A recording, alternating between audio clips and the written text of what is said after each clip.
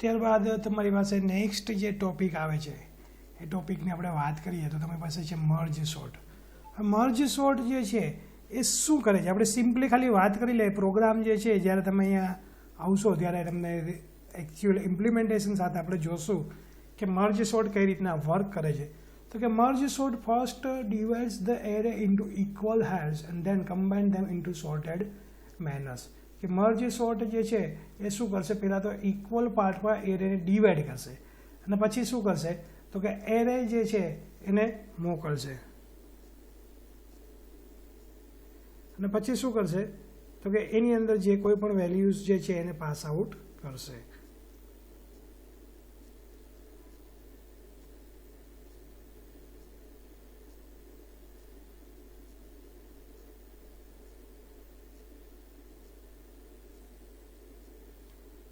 તો અહીંયા merge sort જે છે જ્યાં સુધી તમારી પાસે એરેની લાસ્ટ વેલ્યુ નહીં આવે, લેફ્ટ ઇન્ડેક્સ, ત્યાં સુધી એને ડિવાઈડ કરશે. જ્યાં સુધી એને રિઝલ્ટ નહીં મળે ત્યાં સુધી શું કરશે તો કે એરેસ જે છે એને ડિવાઈડ કરતું જશે. ત્યારબાદ તમારી પાસે મર્જ સોર્ટ પછી આવે છે ઇન્સર્શન સોર્ટ. તો ઇન્સર્શન સોર્ટની આપણે ખાલી એમને વાત કરી લઈએ, પછી આપણે પ્રેક્ટિકલ્સ જે છે જ્યારે આવશો ત્યારે આપણે જોશું. તો અહીંયા ઇન્સર્શન સોર્ટ જે છે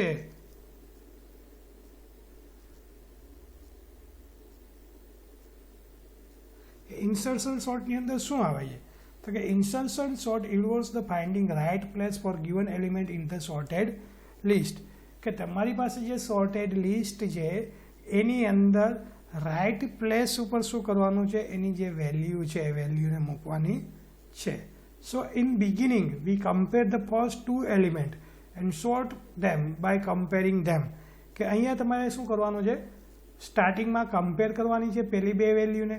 પહેલી બે વેલ્યુ કમ્પેર થઈ જાય પછી પાછી બીજી બે વેલ્યુને કમ્પેર કરવાની છે. જે હાઈએસ્ટ વેલ્યુ હોય એમને પાછળ મોકલવાની, જે લોવેસ્ટ વેલ્યુ હોય એને પહેલી પ્રોપર પોઝિશન ઉપર મૂકવાની.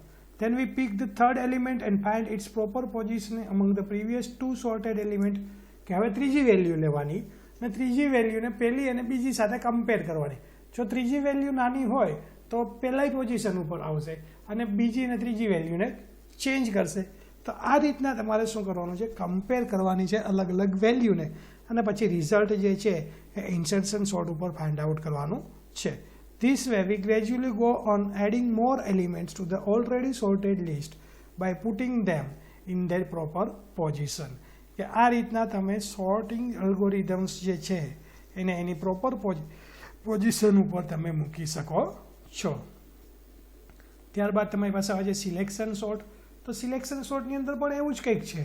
Selection sort we start by finding minimum value in a given list and move it to the sorted list. કે પહેલાંમાં શું કરતા હતા, તમે બંને વેલ્યુને કમ્પેર કરતા હતા, પહેલી બીજી, બીજી ત્રીજી, ત્રીજી ચોથી. હવે અહીંયા શું કહે છે કે લોવેસ્ટ વેલ્યુને ફાઇન્ડ આઉટ કરવાની છે આખા લિસ્ટમાંથી અને એને શું કરવાની છે, એની પ્રોપર પોઝિશન ઉપર મૂકવાની છે. Then we repeat the process for each of the remaining element in the unsorted list. કે હવે તમારે રિપીટ કરવાની છે પ્રોસેસ તમારા અનસોર્ટેડ લિસ્ટની અંદર જ્યાં સુધી તમને નેક્સ્ટ એલિમેન્ટ એન્ટર ના થાય સોર્ટેડ લિસ્ટની અંદર, ત્યાં સુધી તમારે કમ્પેર કરવાની છે અને પ્લેસ કરી દેવાની છે જે પોઝિશન આવે તે. So at the end all the element from the unsorted list are sorted. કે લાસ્ટમાં શું થશે તો કે અનસોર્ટેડ લિસ્ટના એલિમેન્ટ્સ જે છે એ બધા શું થઈ જશે, સોર્ટ થઈ જશે. નેક્સ્ટ આવે છે તમારી પાસે સેલ સોર્ટ. તો કે સેલ સોર્ટ જે છે શું છે, તમારી પાસે હાઈલી ઇફિશિયન્ટ સોર્ટિંગ અલ્ગોરિધમ છે base on insertion sorting algorithm. કે જે ઇન્સર્શન સોર્ટિંગ અલ્ગોરિધમ છે એની સામે તમારી પાસે શું છે, હાઈલી ઇફિશિયન્ટ છે. This algorithm avoids a large shifts as in case of insertion sort. કે ઇન્સર્શન સોર્ટની અંદર તમે જે લાર્જ પ્રોસેસ કરતા હતા એનાથી શું થાય છે તો કે ઓછી શિફ્ટની અંદર, ઓછા ટ્રાવર્ઝરની અંદર તમે રિઝલ્ટ મેળવી શકો છો. If the smaller value is to the far right end has to be moved to the far left. કે નાની વેલ્યુ જે છે ઘણી બધી દૂર હશે તો અહીંયા શું થશે કે ફાર લેફ્ટ મીન્સ કે ઓછી દૂર થશે અને તમારી પાસે રિઝલ્ટ મેળવશે. This algorithm uses insertion sort on widely spread elements. કે કેવી જગ્યા ઉપર યુઝ થાય છે તો કે જ્યાં તમારી પાસે વાઇડલી સ્પ્રેડ એલિમેન્ટ છે એવી જગ્યા ઉપર તમે એનો યુઝ કરી શકો છો.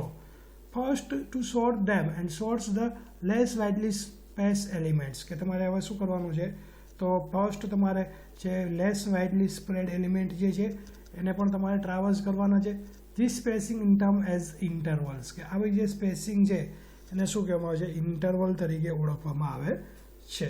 This interval is calculated based on Knuth's formula, કે કેનોટ્સની જે ફોર્મ્યુલા છે એના ઉપર આ ઇન્ટરવલ્સ જે છે એ કેલ્ક્યુલેટ થાય છે. કેવી રીતના કેનોટ્સ ફોર્મ્યુલા છે, તો કે h multiplied 3 + 1 where h is interval with the initial value 1, કે અહીંયા h જે છે શું છે તમારી પાસે ઇન્ટરવલ છે અને ઇનિશિયલ વેલ્યુ શું છે 1.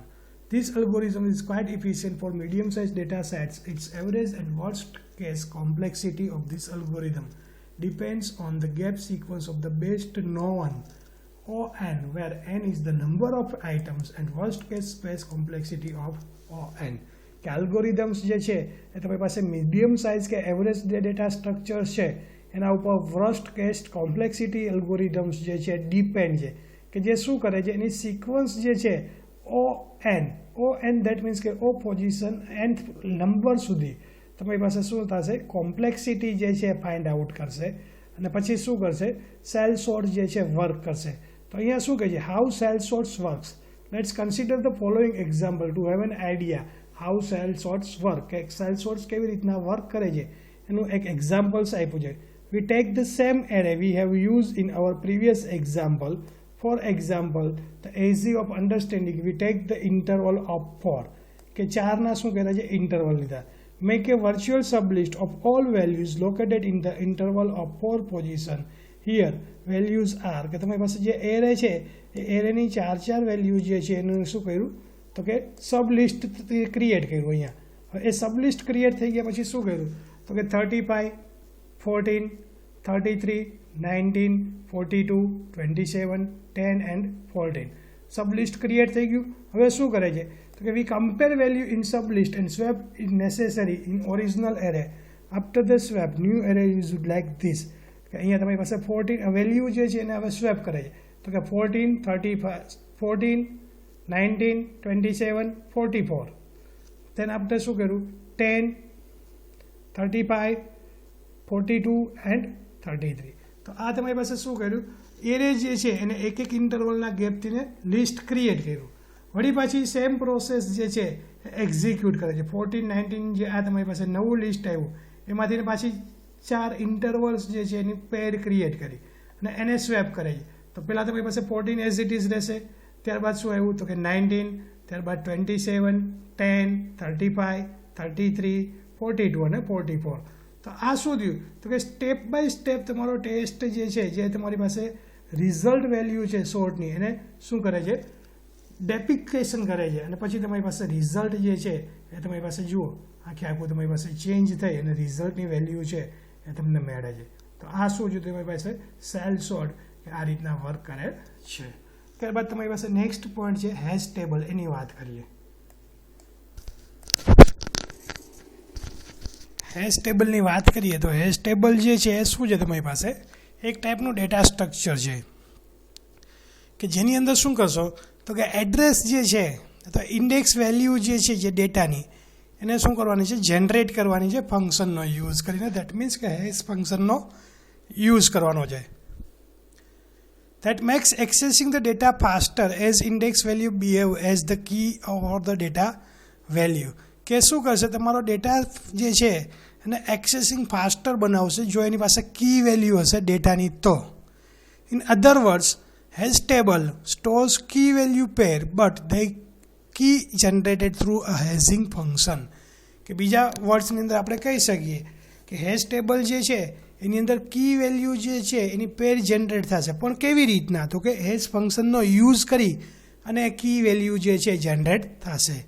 The search and insertion function of data element become much faster as the key values themselves become the index of the array which stores the data. કે સર્ચિંગ અને ઇન્સર્શન ફંક્શન જે છે જે data element હોય એની અંદર તો key value જે છે એ શું કરશે, ઇન્ડેક્સિંગ એરેનો યુઝ કરીને તમારો ડેટા જે સ્ટોર થયેલો છે એની ઉપરથી ઇન્ફોર્મેશન પ્રોવાઈડ કરશે. In Python the dictionary data type represent the elements of hash table.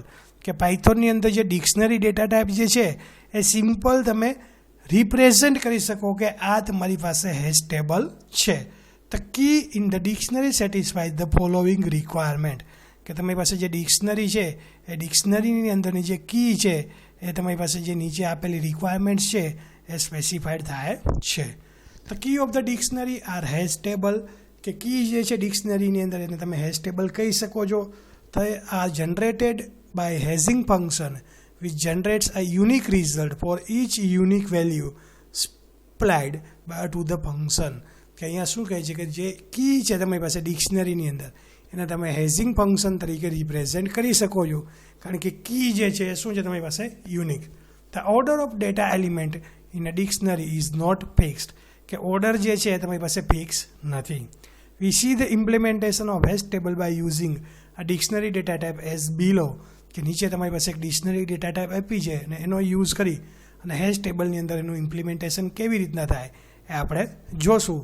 When we talk about hash table we are actually talking about dictionary, કે અહીંયા શું કહે છે કે જ્યારે તમે હેશ ટેબલ માટેની વાત કરો છો ત્યારે એકચ્યુઅલમાં તમે ડિક્શનરીની ઇન્ફોર્મેશન જે છે એ માગો છો એવું કહી શકાય.